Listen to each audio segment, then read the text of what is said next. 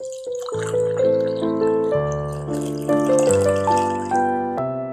welkom by nog 'n koffiekuier episode en dankie dat jy weer vandag inskakel. Ons is steeds by die boek Handelinge en ons gaan vandag stil staan by hoofstuk 16 wat een van die bekendste verhale in Handelinge bevat. Nou dis die verhaal van Paulus en Silas wat in die tronk beland en dan op 'n wonderbaarlike wyse word hulle bevry. Die deure gaan oop en die boeye raak los en ons sien hoe 'n tronkbewaarder en sy hele huisgesin tot geloof kom. Maar voordat ons saam lees in my weergawe die 83 vertaling, kom ons sluit eers die oë en dan bid ons saam. Here Jesus, ons kom in hierdie dag weer om stil te word voor U, om laag voor U te buig en U te erken as ons koning en ons Here. Maak ons harte vandag oop vir die woord. Help ons asseblief om met aandag te luister, om dit met nederigheid te ontvang en ook in geloof te antwoord. Wees nou by ons in hierdie tyd deur U Gees. Amen. Nou ek lees vir ons daar hoofstuk 16 van vers 16 af. Terwyl ons eendag na die bidplek toe op pad was, het ons 'n slavin teëgekom in wie daar 'n waarsêersgees was. Deur waarsêre het sy vir haar eienaars baie geld verdien. Sy het agter Paulus en ons aangeloop en aanhoudend geskreeu: "Hierdie mense is dienaars van God, die Allerhoogste. Hulle vertel vir julle hoe julle gered kan word." Sy het dit baie dae na mekaar gedoen, totdat Paulus dit nie langer kon hou nie. Hy het omgedraai en vir haar gees gesê: "Ek beveel jou in die naam van Jesus Christus, gaan uit haar uit." Die gees het op daardie selfde oomblik uit haar uitgegaan. Toe haar eienaars sien dat sy nie meer geld vir hulle kan inbring nie, het hulle vir Paulus en Silas gegryp en hulle na die owerhede toe op die stadsplein gesleep. Hulle het hulle voor die stadsbestuurder gebring en gesê: "Hierdie mense is Jode wat moeilikheid maak in ons stad. Hulle wil vir ons gebruike leer wat ons as Romeine nie kan aanvaar of navolg nie." Die skare het ook teen hulle gekant geraak. Die stadsbestuur het toe hulle klere van hulle laat afskeer en beveel dat hulle lyfstraf moes kry. Nadat hulle baie geslaan is hulle in die tronk gegooi en die bewaarder het opdrag gekry om hulle streng te bewaak. Op daardie bevel het hy hulle in die binneste sel opgesluit en hulle voete in die houtblok vasgeklem. Teen middernag was Paulus en Silas besig om te bid en tot lof van God te sing. Die ander gevangenes het toe na hulle geluister. Skielik kom daar 'n groot aardbewing wat die fondamente van die tronk geskud het en al die deure van die tronk het onmiddellik oopgegaan en die gevangenes se boeye het losgeraak. Die bewaarder het wakker geskrik en toe hy die deure van die tronk sien oopstaan, het hy sy swaard uitgetrek om homself om die lewe te bring, want hy het gedink die gevangenes het ontsnap. Maar Paulus het baie hard vir hom geskreeu: "Moenie jouself doodmaak nie, ons is nog almal hier." Toe het die bewaarder 'n lig gevra, die sel ingestorm en bewend voor Paulus en Silas neergeval. Hy het hulle buitekant toe gevat en gevra: "Menere, wat moet ek doen om gered te word?" Hulle antwoord hom toe: "Glo in die Here Jesus en jy sal gered word, jy en jou gesin." Hulle het toe die woord van die Here aan hom en aan al die mense in sy huis verkondig. En op daardie uur van die nag het hy vir Paulus en Silas geneem en hulle wonde gewas. Hy en al sy mense is daar en dan gedoop. Toe bring hy hulle na sy huis toe en sit vir hulle ete voor. Hy en sy hele huisgesin was vol blydskap, omdat hulle nou in God geglo het. Die volgende môre het die stadsbestuur polisie gestuur met die boodskap: "Laat daardie mense los." Die bewaarder het toe die boodskap aan Paulus oorgedra en gesê: "Die stadsbestuur het laat weet dat julle losgelaat moes word. Julle kan gaan en voorspoed op julle reis." Maar Paulus sê vir die polisie: "Ons is sonder verhoor in die openbaar geslaan en in die tronk gestop. Ons wat Romeinse burgers is, en nou wil hulle ons stilletjies hier wegkry. O nee, laat hulle self kom en ons uitlei." Die polisie het dit toe vir die stadsbestuur gaan vertel. Die het groot geskrik toe hulle hoor dit is Romeinse burgers. Hulle het gegaan en om verskoning gevra, hulle uit die tronk uitgelei en hulle versoek om die stad te verlaat. Nadat hulle uit die tronk gekom het, is hulle na Lydia se huis toe, waar hulle die gelowiges gesien en bemoedig het, en daarna het Paulus hulle vertrek. Nou, op die oog af lyk dit of hierdie verhaal net oor 'n groot wonderwerk gaan van Paulus en Silas se bevryding. En ja, dit was 'n groot wonderwerk, maar hier's meer aan hierdie verhaal as net dit. Want dit gaan ook hierso oor wat gebeur wanneer die boodskap van Jesus 'n stad inkom en mense begin konfronteer. Nou, ons sien hierdie verhaal speel af in Filippi. Nou, Filippi was 'n Romeinse kolonie en die mense wat daar gebly het was baie trots op hulle Romeinse identiteit en hulle manier van lewe. En nou kom Paulus en Silas met die boodskap van Jesus en dan sien ons hoe hierdie boodskap 'n klomp mense uitdaag en konfronteer. Nou die eerste persoon wat hulle ontmoet is die slavin en ons sien sy het 'n gees in haar gehad waarmee sy waarsêry gedoen het. Nou in daardie tyd het mense baie waarde geheg ook aan sulke dinge. Maar die belangrike ding wat ons hier moet raak sien is nie net dat sy 'n geestelike probleem gehad het as 'n besetene nie. Die belangrikste is sy's uitgebuit. Ander mense het geld gemaak uit haar stikkende lewe. Haar eienaars het haar met ander woorde nie regtig as 'n mens gesien nie, maar hulle het haar gesien as 'n bron van inkomste. Nou sy loop agter Paulus en Silas aan en dan roep sy, hierdie mense is dienaars van die Allerhoogste God. Hulle vertel vir julle hoe julle gered kan word. Nou op die oog af dan lyk dit nie of dit verkeerd is nie. Sy sê mos nou eintlik iets wat waar is. Paulus en Silas het God gedien en hulle verkondig die pad na verlossing. Maar tog sien ons dat Paulus dit stop. Hy spreek die Gees in haar aan in die naam van Jesus Christus en sy word bevry. Nou kan 'n mens vra, maar hoekom doen Paulus dit? Ek dink hy doen dit waarskynlik omdat die boodskap van Jesus deur hierdie vrou se mond maklik verkeerd verstaan kon word. Ons moet onthou, in Filippi was daar baie gode en geeste en godsdienstige praktyke. So mense kon dink dat Jesus was maar net nog 'n geestelike opsie tussen 'n klomp ander opsies. Maar Paulus wil hê mense moet duidelik verstaan. Jesus is nie net nog 'n naam tussen al die ander name nie. Hy is werklik die enigste Here. En toe hierdie meisie nou bevry word, gebeur iets baie belangrik. Ons sien, daar is nie blydskap by haar eienaars nie. Niemand het gesê, hoe wonderlik is dit dat hierdie meisie nou bevry is nie. Maar haar eienaars word kwaad, want hulle besef, hulle gaan nie meer geld uit haar kan maak nie. Eindelik moes hierdie jong vrou se bevryding lei tot vreugde en blydskap, maar tog was daar 'n klomp mense wat kwaad is daaroor, want hulle sakke word nou geraak. En dit bring die verhaal eintlik ook baie naby aan ons eie wêreld. Want jy sien, ons leef ook in 'n wêreld waar mense soms net waarde heg aan mense, solank hulle iets uit hulle uit kan kry. En daarom word baie mense vandag op verskillende maniere misbruik, vir geld, vir status, vir koneksies of netwerke, vir invloed, vir aandag, selfs vir mag. En wanneer Jesus mense dan begin vrymaak, dan verloor mense beheer oor hulle. En daarom kan dit lei tot konfrontasie. En dis hoekom die eienaars dan vir Paulus en Silas na die stadsowerhede toe sleep. Maar kyk nou net, hoe stel hulle saak? Hulle sê nie vir hulle, hierdie mans het ons besigheidskade aangedoen nie. Hulle sê, hierdie mans is Jode en hulle bring die stad in beroering. Hulle verkondig gebruike wat ons as Romeine nie mag aanvaar nie. Nou dit is baie slim van hulle, maar tog ook skelm. Want hulle ware probleem was eintlik geld. Maar nou praat hulle asof hulle die stad se waardes moet beskerm. So hulle sê eintlik, hierdie mense bedreig ons manier van lewe. Nou dit gebeur ook vandag nog. Baie kere is daar mense wat baie mooi redes gee hoekom hulle op 'n sekere manier optree. Maar op die ou end, as jy dieper kyk, gaan dit eintlik maar net oor geld en beheer of mag.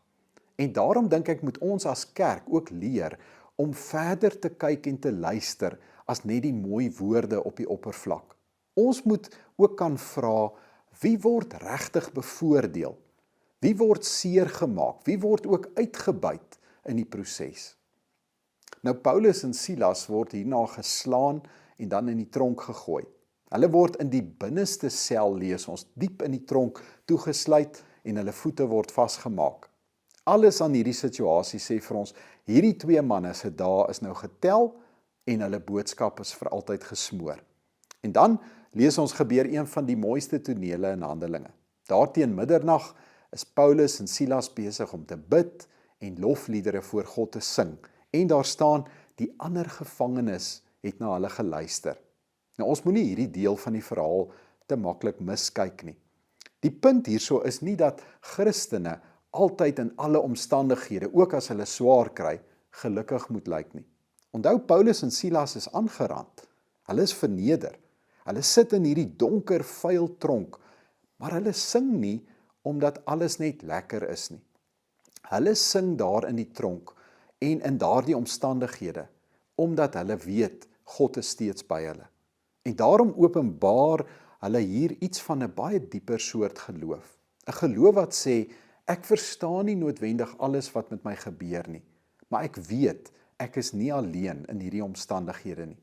So dis 'n geloof wat weet, dat God nie net werk wanneer dinge voorspoedig en glad verloop nie, maar dat hy veral werk ook in die donker tye, waar alles hopeloos is. En dan staan daar weer, die ander gevangenes het geluister. En ek dink dit is so belangrik, want jy sien, mense luister nie net na ons en wat ons sê oor geloof, wanneer alles met ons goed gaan nie. Mense kyk ook na jou en my, hoe ons leef, wanneer dinge moeilik gaan. Soms is die sterkste preke in hierdie lewe nie woorde wat ons van 'n kansel af hoor nie, maar is daardie woorde wat ons van mense hoor, daardie voorbeeld wat ons sien, ook in die moeilike tye, as hulle steeds aan God vashou. Nou dan kom die aardbewing, wat hierdie fondasie van die tronk skud, die deure breek oop en so ook die boeye. En alles dui daarop dat hierdie nou die perfekte geleentheid is vir Paulus en Silas om te vlug. Maar tog vlug hulle nie. Nou die tronkbewaarder, lees ons, word wakker. Nou, hy sien nou wat gebeur het. Hy dink al die gevangenes het ontsnap.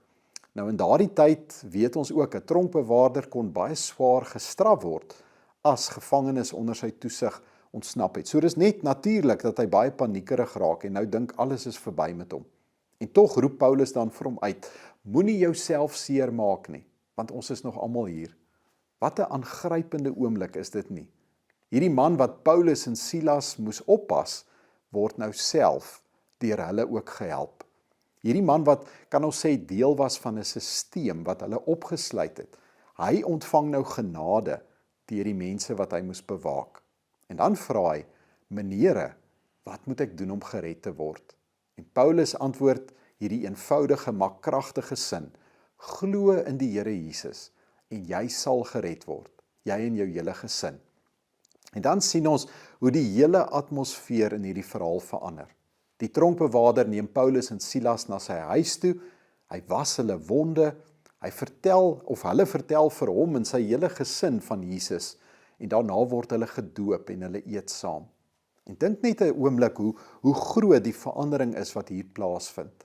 Aan die begin van die nag, dan sien ons Paulus en Silas wat bebloed in 'n sel sit, maar teen die einde van die nag, dan sit hulle saam aan tafel met hierdie man wat hulle opgepas het. En dis hoe die evangelie werk. Dit maak nie net tronkdeure oop nie, maar dit maak ook mense se harte oop. Dit verander vrees in geloof, en dit verander selfs vyande in familie. Dit bring mense saam om 'n tafel wat vroeër aan verskillende kante van 'n tronkdeur gestaan het. Weet jy, die verhaal eindig nie hierson nie. Die volgende dag, dan wil die owerhede Paulus en Silas nou stilletjies laat gaan uit die stad uit. Jy sien, hulle wou die probleem laat verdwyn. Maar Paulus sê vir hulle, nee, julle het ons in die openbaar geslaan, sonder 'n behoorlike verhoor. Ons wat Romeinse burgers is, nou moet julle eerder self kom en julle foute erken en ons uitlei. En hierso sien ons nog 'n belangrike kant van Paulus. Paulus was nie net 'n geestelike en 'n nederige persoon nie, maar hy staan ook op teen onreg. Hy laat nie toe dat die owerhede sommer net hulle fout onder die mat invee nie. En waarom doen Paulus dit? Wel, Paulus oefen sy regte hier uit, nie net om belangrik te lyk nie, maar ook om die jong gemeente in Filippi te beskerm. Want jy sien, as Paulus en Silas nou net stilletjies weggegaan het, kon dit maklik lyk asof hulle skuldig was. Die nuwe gelowiges in Filippi kon dalk dan ook bang en onseker agtergebly het. En daarom staan Paulus op en hy sê, wat met ons gebeur het was verkeerd. En so help hy hierdie jong gemeente eintlik beskerm om hulle geloofwaardigheid in daardie omgewing ook te versterk. En dis 'n belangrike les vir ons as Christene. Ons hoef nie oor elke stuk onreg wat met ons gebeur stil te bly nie. Ons hoef nie as gelowiges 'n vloerlap te wees vir ander mense nie. Daar is tye wanneer dit reg is om op te staan, om die waarheid te praat en ook te sê wat hier gebeur het, was verkeerd. So as ek hierdie gedeelte eenvoudig sou moes saamvat en opsom, dan sou ek sê dat Handelinge 16 wil vir ons leer dat Jesus alle mense kan vrymaak. Hy maak 'n uitgebuite meisie vry. Hy gee vir Paulus en Silas nuwe moed daar in die tronk. Hy verander 'n bang tronkbewaarder se lewe. En hy kom wys vir die kerk van daardie tyd dat geen situasie, al lyk dit hoe donker, nie deur die krag van die Here verander kan word nie. So wat leer ons as kerk ook vandag dan uit hierdie verhaal? Net so 'n paar slotgedagtes. In die eerste plek dink ek leer ons dat ons as kerk moet anders na mense kyk as wat die wêreld na hulle kyk. Hierdie slavin was vir haar eienaars net 'n manier om geld te maak. Vir Paulus was sy 'n mens wat bevry moes word. En dit vra van ons, hoe kyk ek en jy ook na mense wat vasgevang is en wat swaar kry? Sien ons nog regtig die mens in daardie situasie? Of sien ons baie kere net statistieke en etikette? Ek dink in die tweede plek leer hierdie gedeelte vir ons dat die evangelie nie altyd maklik deur almal aanvaar gaan word nie. Wanneer Jesus mense vrymaak en hulle herstel, dan kan dit ook ander mense kwaad maak in die proses, want hulle het nou nie meer beheer oor daardie persoon nie. En daarom moet ek en jy nie verbaas wees as mense soms teen ons draai, wanneer ons ook die regte ding doen, daardie ding doen wat Jesus van ons vra nie. In die derde plek leer hierdie gedeelte ons dat geloof nie net beoefen moet word wanneer alles met ons goed gaan nie. Paulus en Silas se lied in die tronk herinner ons dat geloof baie kere die duidelikste gesien kan word in die donkerste en uitdagendste tye, want in daardie tye besef 'n mens dat God ook in alle omstandighede by ons is. Ons leer ook hierso dat die evangelie met ander woorde ook brûe kan bou, want dit bring mense saam om 'n tafel wat vroeër eintlik ver van mekaar af was. Paulus en hierdie tronkbewaarder, hulle het nie eintlik saam om 'n tafel gehoord nie, maar deur Jesus het dit gebeur. En daarom is dit een van die mooiste beelde vir my van die kerk. Mense wat deur genade saam aan 'n tafel beland.